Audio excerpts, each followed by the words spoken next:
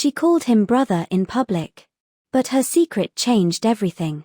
Heavy rain crashed against the streets of New York City while Ethan Carter finished his late-night delivery shift. His black hoodie was soaked, his shoes were ruined, and his body felt exhausted after working almost 16 hours straight. Life had never been fair to Ethan.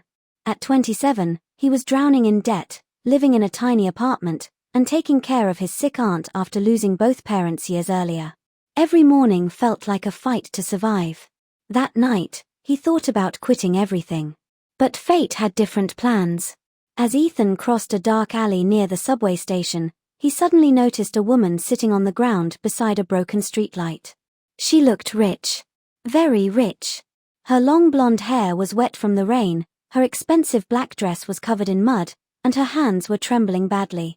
But it was her eyes that shocked him. She looked terrified. Ethan stopped walking. For a moment, he almost ignored her.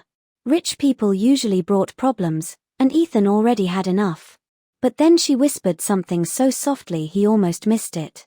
"Please, don't leave me here." Ethan slowly walked closer. "Are you hurt?" The woman looked up at him with watery blue eyes. "They're looking for me." "Who?" "My family." Ethan frowned. That made no sense. Rich girls didn't run from family in the middle of storms. Unless something was seriously wrong. "What's your name?" he asked carefully. "Charlotte Hayes." The name instantly sounded familiar. Every person in New York knew the Hayes family. Billionaire businessmen.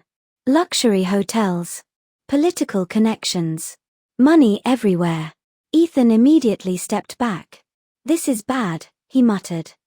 Charlotte grabbed his sleeve desperately. "Please, if they find me, my life is over."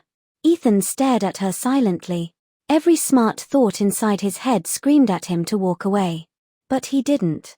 Instead, he took her to his apartment. The place was embarrassingly small. Old furniture. Weak lights. Peeling paint on the walls.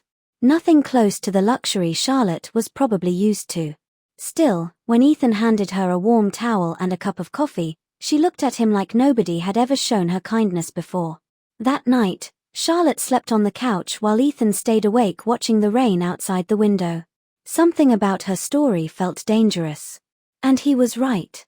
The next morning, black SUVs appeared outside the neighborhood. Men in expensive suits started asking questions.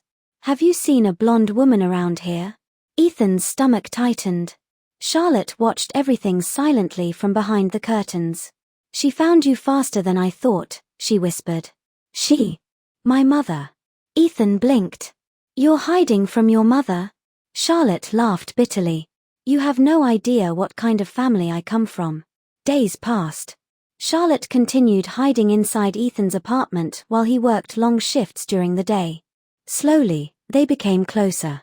She cooked for him. He fixed her broken phone. They watched old movies together late at night. And during the day, Charlotte always called him brother whenever neighbors were nearby. "Ethan is like family. He's basically my brother." At first Ethan believed her. But then strange things started happening. Every night after midnight, Ethan would wake up and catch Charlotte staring at him while he slept. Sometimes she smiled softly. Sometimes she looked guilty. And one night, everything changed. Ethan woke up thirsty around 2 a.m. and walked toward the kitchen. But suddenly, he froze. Charlotte stood near the window wearing one of his oversized shirts. Moonlight covered her face. And she was crying. Ethan slowly walked closer. "What happened?" Charlotte wiped her tears quickly. "Nothing." "That's obviously a lie." For a few seconds, she stayed silent. Then finally, "My family sold me." Ethan frowned. "What?" Charlotte looked down at the floor. "They forced me to marry a man named Alexander Monroe. Son of a senator. Billionaire. Famous. Powerful. That sounds normal for rich people." "No," she whispered. "You don't understand." She slowly lifted her sleeve. Dark bruises covered her arm. Ethan's face hardened instantly. Charlotte's voice shook. "Alexander is dangerous. Violent. Obsessed. He said if I ever tried to leave him, he would destroy everyone I loved." Ethan felt anger building inside him. Then why didn't you go to police? Charlotte laughed weakly. Because his father owns the police. Silence filled the apartment. Rain tapped softly against the windows while Ethan tried processing everything. Then Charlotte said something unexpected. The first time I saw you, I lied. Ethan looked at her carefully. What do you mean? Then slowly, he locked the apartment door.